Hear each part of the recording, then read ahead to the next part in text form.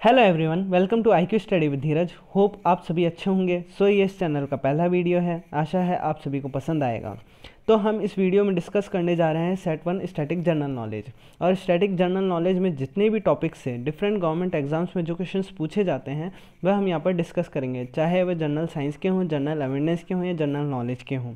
तो rather topic wise ना पढ़कर क्वेश्चन आंसर टाइप या ट्रिक्स पर फोकस करें तो इससे ज़्यादा अच्छी प्रैक्टिस होती है। तो ज़्यादा टाइम ना लेते हुए वीडियो को स्टार्ट करते हैं। तो पहला क्वेश्चन एग्ज़ाम में इस प्रकार से आता है कि एग्ज़ाम में पूछा जाता है which is the most abundant element in earth crust. तो मोस्टली बच्चों को पता होता है कि ऑक्सीजन होता है, लेकिन अगर एग्ज़ाम में पूछा जाता है मेटल्स के बारे में या बेसिस के बारे में कि पृथ्वी की जो सतह पर सबसे ज़्यादा मेटल्स कौन से पाए जाते हैं या बेसिस कौन से पाए जाते हैं, तब वह कंफ्यूज हो जाता है और आंसर गलत कर देता है। तो इसके लिए हमारे पास एक सुपर शॉर्ट ट्रिक है, ओशियल फेंकाना, जो कि इस प्रकार है। ओ से ऑक्सीजन, SI से सिलिकॉन, AL से एल्यूमिनियम, Fe से आयरन। Fe जो है आयरन का सिंबल है, जो कि लैटिन नेम है इसका फेरम, इसलिए Fe से इसको डिनोट करते हैं। Ca से कैल्शियम, Na से सोडियम। तो हम इसे इसी सीरियल वाइज याद रखेंगे, oxygen, silicon, aluminium, iron, calcium, sodium, potassium. तो अब ध्यान रखेंगे कि एग्ज़ाम में अगर पूछा जाए which is the most abundant metal on earth crust, तो हमें ध्यान रखना है कि एल्यूमिनियम है। तो पूछा जाए अगर which is the most abundant base on earth crust, तो ये कैल्शियम आंसर देना है। तो इसी हिसाब से ये याद रखना है। अगर पूछा जाए कि which is the most abundant element in earth atmosphere, तो हमें ध्यान रखना है कि वह नाइट्रोजन है और अर्थ क्रस्ट पर ऑक्सीजन है मोस्ट एबंडेंट। तो होप ये आपको समझ आ गया होगा। हम नेक्स्ट स्लाइड पे चलते हैं। ओशन से भी काफ़ी ज़्यादा क्वेश्चंस एग्ज़ाम में आते हैं, बट हमें ध्यान नहीं होते हैं, तो एक बार इसके लिए ध्यान रख लेते हैं। तो ये ट्रिक आपको सभी को पता होगी कि पैसा, इसकी हमारे पास एक सुपर शॉर्ट ट्रिक है। तो P से पैसिफिक ओशन है, A से अटलांटिक ओशन है, I से इंडियन ओशन है, S से सदर्न ओशन है, A से आर्टिक ओशन है, जो कि लार्जेस्ट टू स्मॉलेस्ट है। ध्यान रखें कि डीपेस्ट में भी ये काम आएगा, जो सबसे गहरे जो ओशंस हैं वर्ल्ड के, वह भी इसी हिसाब से हैं कि पैसिफिक ओशन सबसे ज़्यादा गहरा है, फिर उसके बाद अटलांटिक ओशन है, फिर इंडियन ओशन है, फिर सदर्न ओशन है, फिर आर्टिक ओशन है, और लार्जेस्ट टू स्मॉलेस्ट भी इसी हिसाब से है। तो हम बात करते हैं पैसिफिक ओशन की। जो पैसिफिक ओशन है उसका नाम जो है एक्सप्लोरर फर्डिनांड मैजेलन ने दिया था। वह जब यहाँ पहुँचे तो उन्हें बाकी जो सीज़ हैं उनसे काफ़ी शांत और पीसफुल लगा, काम लगा, इसलिए उन्होंने इसका नाम पैसिफिक रखा। पैसिफिक का मतलब होता है कि पीसफुल, जो बिल्कुल शांत हो। देन जो ये एक ट्रायंगुलर है पूरा, जिसका जो शेप है वो ट्रायंगुलर है, त्रिभुजाकार है, इसलिए इसको जब एग्जाम में पूछा है ट्रायंगुलर शेप का ओशन कौन सा है, तो हम जवाब देंगे पैसिफिक ओशन है। रिंग ऑफ फायर भी इसे कहा जाता है, क्योंकि जो वर्ल्ड के जो 75% जो वॉल्केनोज है वो यहीं पाए जाते हैं।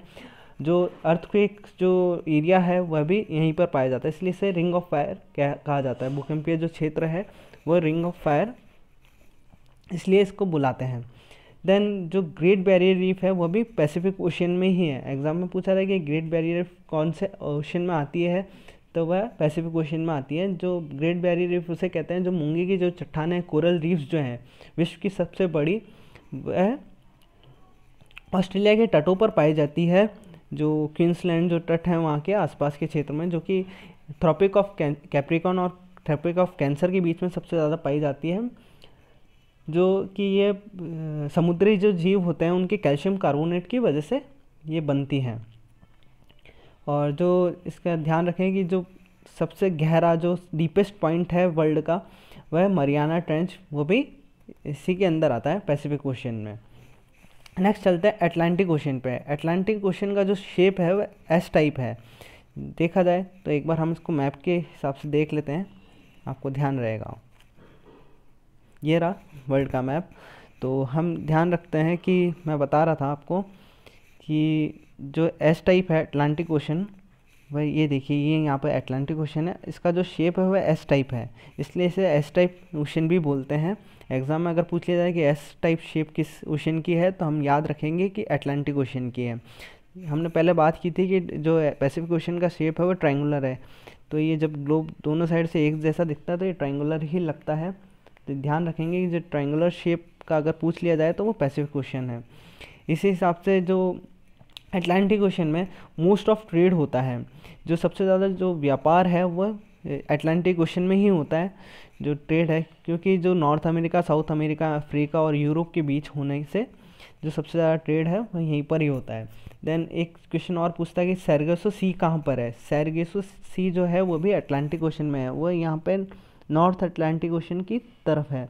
जो सैरगेसो है उसका मतलब होता है कि एक प्रकार की घास है, पोर्तुगीज लैंग्वेज में उसको सैरगेसो बोलते हैं, जो कि एक प्रकार की वनस्पति भी है। उसके बाद जो प्यूर्टोरिको ट्रेंच, इसका जो सबसे डीपेस्ट पॉइंट है वो अटलांटिक ओशन का प्यूर्टोरिको ट्रेंच है। बर्मुडा ट्रायंगल भी याद रखेंगे कि अटलांटिक ओशन में अगर क्वेश्चन पूछ लिया जाए बर्मुडा ट्रायंगल कहाँ पर है तो वह अटलांटिक ओशन में है। देन इसको अंध महासागर भी कहते हैं, ये चीज़ भी याद रखेंगे। फिर आते हैं हम इंडियन ओशन पे। ये हमारा प्यारा भारत और इसके नीचे ये इंडियन ओशन, ये इंडियन ओशन है।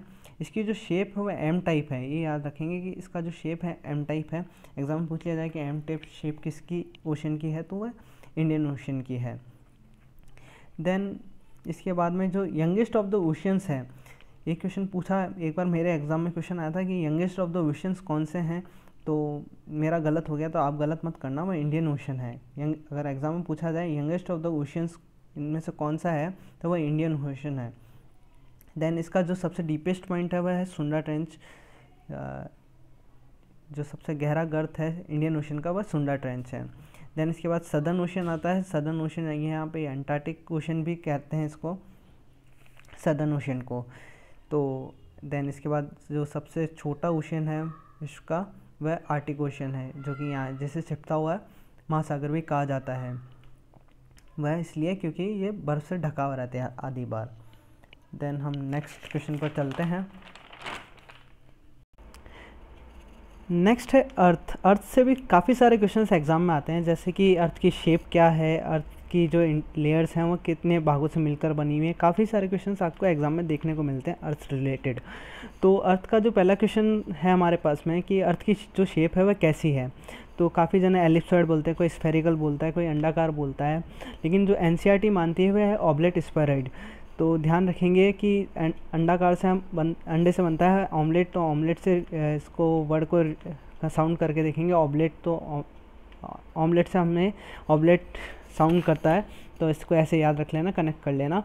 देन इसकी जो नया वर्ड है वह जी वर्ड भी आपको कई बुक्स में देखने को मिलेगा, तो ये याद रखेंगे। इसकी जो शेप है वो ऑब्लेट स्फेरॉइड है, जो कि ये जो पोल्स हैं हमारे वहाँ से फ्लैट है, और जो इक्वेटर है वहाँ से ये थोड़ा सा फूला हुआ है, बल्ज मतलब स्लाइड बल्ज कर रहा है, तो इसको ये ध्यान रखेंगे। तो ये अंडाकार शेप दिखेगी हमारी पृथ्वी की। नेक्स्ट आता है कि इंटीरियर जो भाग है, आंतरिक जो भाग है, वो पृथ्वी का कितनी लेयर से मिलकर बना है।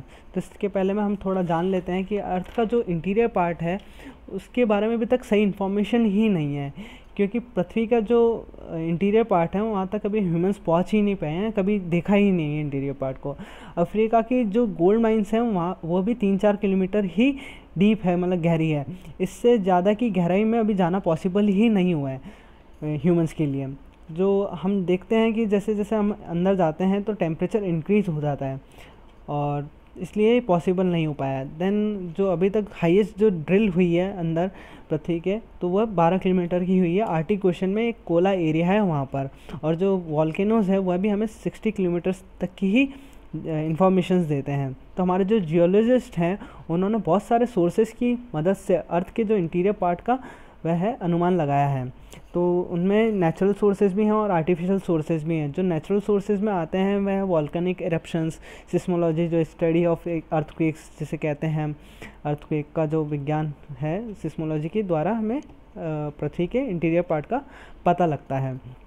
फिर आता है आर्टिफिशियल सोर्सेज, जो कि डेंसिटी, प्रेशर और टेम्परेचर के हिसाब से हमें पता लगता है कि जैसे जैसे हम अंदर जाते हैं तो डेंसिटी क्या इंक्रीज़ होने लग जाती है। तो हम जानते हैं कि डेंसिटी डायरेक्टली प्रोपोर्शनल है प्रेशर के, प्रेशर डायरेक्टली प्रोपोर्शनल है टेम्परेचर के।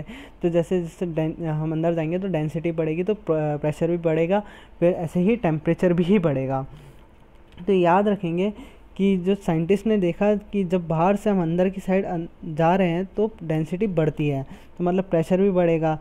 तो इससे पता चलता है कि अर्थ के जो इंटीरियर पार्ट है वो बहुत सारे भारी एलिमेंट से मिलके बना है।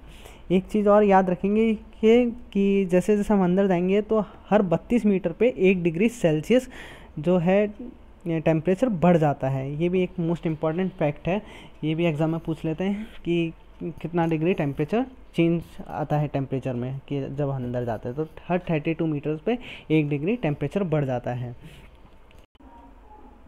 अर्थ का जो इंटीरियर पार्ट है वह कितने भागों से मिलकर बना था? वह 3 मेजर लेयर से मिलकर बना हुआ है। वह है क्रस्ट, मेंटल और कोर। क्रस्ट को हम लिथोस्फीयर कहते हैं, मेंटल को हम पायरोस्फीयर कहते हैं, sorry for the writing but आपको ये नोट कर लेना, और कोर को हम बेरिस्फीयर कहते हैं, कोर को हम बेरिस्फीयर कहते हैं। ये चीज़ नोट कर लेना आप। क्रस्ट को लिथोस्फीयर कहते हैं, मेंटल को पायरोस्फीयर कहते हैं और कोर को बेरिस्फीयर कहते हैं। ये एग्जाम में सीधे तरीके से पूछ लिए जाते हैं कई बार। तो ऑस्ट्रेलिया के एक जियोलॉजिस्ट थे एडवर्ड स्विस, उन्होंने अर्थ के जो इंटीरियर पार्ट है उसको 3 केमिकल कंपोजिशंस पे बेसिस पर हमें समझाया है। इसको हम देख लेते हैं। जो सबसे ऊपरी परत होती है क्रस्ट, वह सिलिकॉन और एल्यूमिनियम से मिलकर बनी होती है, इसलिए उसको सियाल कहते हैं। सिलिकॉन और एल्यूमिनियम से मिलकर बनी होती है। जो मेंटल होती है वह सिलिकॉन और मैग्नीशियम से मिलकर बनी होती है, इसलिए उसको सीमा बोलते हैं। और जो इनर मोस्ट पार्ट होता है कोर, वह निकल और आयरन से मिलकर बना होता है, इसलिए उसको नीफे बोलते हैं। तो याद रखेंगे जो क्रस्ट होती है उसे सियाल बोलते हैं, जो मेंटल होती है उसे सीमा बोलते हैं। तो आप सियाल और सीमा में कंफ्यूज ना हो जाए, इसलिए जो मेंटल होती है वह उसमें मैग्नीशियम होता है, सीमा सिलिकॉन और मैग्नीशियम। तो एम और मैग्नीशियम से आप में मेंटल याद रख लेना, इसको इससे कनेक्ट कर लेना तो ये आपको याद रह जाएगा। एक चीज़ और है जो याद रहे, क्रस्ट है उसकी जो लेयर है वह अलग अलग है कॉन्टिनेंट और ओशियंस पर। ये कॉन्टिनेंट पर ज़्यादा है ओशियन से। नेक्स्ट क्वेश्चन पर चलते हैं। जो मोस्ट इम्पॉर्टेंट लाइन है लैटिट्यूड की है वह इक्वेटर है। ये भी चीज़ याद रखना, ये सीधा सीधा क्वेश्चन बनता है एग्ज़ाम में। जो ईच डिग्री है लैटिट्यूड की वह 111 किलोमीटर के बराबर है। जो लैटिट्यूड है उसकी जो ईच डिग्री है, हर डिग्री 111 किलोमीटर के बराबर है। ये भी एक फैक्ट है, याद रखना, एग्ज़ाम में क्वेश्चन आता है इसके ऊपर। देन क्वेश्चन बनता है कि पेरिलियन क्या है और एम्फिलियन क्या है। जो नियरेस्ट जो पोजीशन है अर्थ की सन से वह किस दिन होती है? वह है 4 जुलाई को। और जो सबसे दूर होता है सूर्य पृथ्वी से, वह 3 जनवरी को होता है। ये भी सीधा सीधा क्वेश्चन बनता है। पेरिलियन और एम्फिलियन के बारे में पूछ लिया जाता है। उपसौर और अपसौर हिंदी में इसको कहते हैं। इसको याद रख लेना। एक इसके लिए शॉर्ट ट्रिक है कि पेरिलियन से पी से पास होता है, तो ये याद रख लेना, पी पास। तो कन्फ्यूज़न होता है एम्फिलियन और पेरिलियन में भी कई बार। तो पेरिलियन से आप याद रख लेना पास, पी से पास। तो नियरेस्ट पोजीशन है अर्थ की सन से, 4 जुलाई को ये होता है। तो ये सीधा सीधा याद रखना। नेक्स्ट स्लाइड पे चलते हैं। काफ़ी बार क्वेश्चन आता है कि लैटिन नेम्स एलिमेंट के जो लैटिन नेम्स हैं वह पूछ लिए जाते हैं। तो हम इसको एक बार देख लेते हैं, सीधा सीधा हम याद कर लेंगे कि सोडियम है उसका लैटिन नेम जो है वह नाइट्रियम होता है। पोटेशियम का जो लैटिन नेम है वह कैलियम होता है। आयरन का फेरम होता है। कॉपर का क्यूप्रम होता है। सिल्वर का अर्जेंटम होता है। टिन का स्टेनम होता है। एंटीमनी का स्टिबियम होता है। ये हमने पीरियोडिक टेबल्स में देखा होगा कि इनके नाम तो अलग हैं और इनके जो सिंबल्स हैं जिनसे इनको डिनोट कर रखा है वे अलग अलग होते हैं। तो ये लैटिन नेम्स होते हैं इनके, तो ये इनको पुराने नामों से ही बुलाया जाता है, बट पीरियोडिक टेबल में इनके नाम चेंज कर रखे हैं। इनके एटॉमिक नंबर भी दे रखे हैं, आप इनको एक बार देख लीजिएगा, आपको ये याद हो जाएंगे। जैसे सोडियम का 11 है, पोटेशियम का 19 है, आयरन का 26 है, कॉपर का 29 है, सिल्वर का 47 है, टिन का 50 है, एंटीमनी का स्टिबियम है। इनका मोस्टली एग्जाम में इन पे क्वेश्चन पूछ लिया जाता है एटॉमिक नंबर का। एटॉमिक नंबर को जेड से डिनोट करते हैं, ये भी एक बार पेपर में क्वेश्चन आ रखा है, तो ये भी आप ध्यान रखिएगा कि एटॉमिक नंबर को जेड से डिनोट करते हैं। इनके भी सीधे सीधे एटॉमिक नंबर भी पूछ लिए जाते हैं, मोस्टली इन्हीं के पूछे जाते हैं। ये मोस्ट इम्पॉर्टेंट है जो जिनके लैटिन नेम्स हैं। और नेक्स्ट देखते हैं, टंगस्टन का वॉल्फ्रम होता है जिसका एटॉमिक नंबर 74 है। गोल्ड का ऑरम कहते हैं जिसका एटॉमिक नंबर 79 है। मरकरी का हाइड्रोजरम कहते हैं जिसका एटॉमिक नंबर 80 है। लेड का प्लम्बम है जिसका एटॉमिक नंबर 82 है। ठीक है, नेक्स्ट फैक्ट पे चलते हैं। The letter J is not present in periodic table. एक बार एक क्वेश्चन आ रखा है एग्जाम में कि इनमें से कौन सा लेटर पीरियोडिक टेबल में प्रेजेंट नहीं है, तो वह लेटर था जे। काफ़ी बच्चे इसमें भी कंफ्यूज हो गए थे, तो को आया नहीं था। तो जो जे लेटर है वह पीरियोडिक टेबल में किसी भी एलिमेंट पे शो नहीं करता, तो ये चीज़ याद रखना। नेक्स्ट क्वेश्चन है the upper most portion of sun's atmosphere is called corona.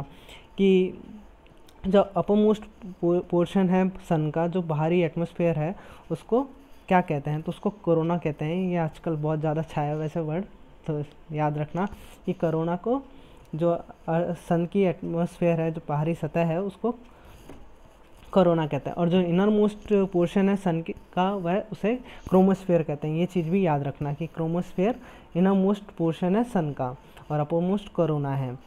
एक चीज़ नेक्स्ट पे चलते हैं। एलओसी की फुल फॉर्म तो बहुतों को पता होगी कि लाइन ऑफ कंट्रोल है, लाइन ऑन कंट्रोल है, बट एलएसी की फुल फॉर्म बहुत कम बच्चों को पता होती है, तो इसकी फुल फॉर्म याद रख लेना, लाइन ऑफ एक्चुअल कंट्रोल होती है। एक नेक्स्ट क्वेश्चन पे चलते हैं। एग्जाम में कई बार क्वेश्चन आता है वाटर डे से रिलेटेड, अर्थ डे से रिलेटेड, बुक डे से रिलेटेड कि वर्ल्ड बुक डे कब है, तो इसमें भी कई जने कंफ्यूज रहते हैं। तो इसके लिए अपने पास एक शॉर्ट ट्रिक है, बाई बाई ताइमा, वेब बाई बाई ताइमा। आपको ये याद रख लेना, इससे कनेक्ट आपको याद हो जाएगा। तो वाटर डे है, उससे 22 मार्च को मनाते हैं, तो इसको इसी फॉर्म में लिख लीजिएगा, ये आपको याद हो जाएगा। मैं इसको एक बार पेपर पर लिख के बता देता हूँ, वेट अ सेकेंड।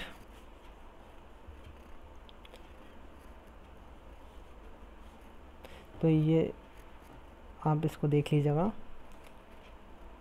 ये बाई ताई माँ। तो वाटर डे है वो 22 मार्च को है, अर्थ डे 22 अप्रैल को है, बुक डे 23 अप्रैल को है। तो ये इस हिसाब से आपको याद हो जाएगा, वेब बाई ताई माँ। इसको इसी सीरीज़ में याद कर लीजिए, ये आपको याद हो जाएगा। होप आपको ये वीडियो अच्छा लगा होगा। नेक्स्ट वीडियो आपके पास जल्दी आएगा, तब तक के लिए बाय। आपका ध्यान रखें, घरों में रहें, और लाइक शेयर सब्सक्राइब कर दीजिए, और अपने फ्रेंड्स के साथ शेयर करना, तो ज़्यादा से ज़्यादा मुझे व्यूज़ मिल सकें और मैं जान सकूँ कि ये कैसा लगा आपको video. Thank you so much.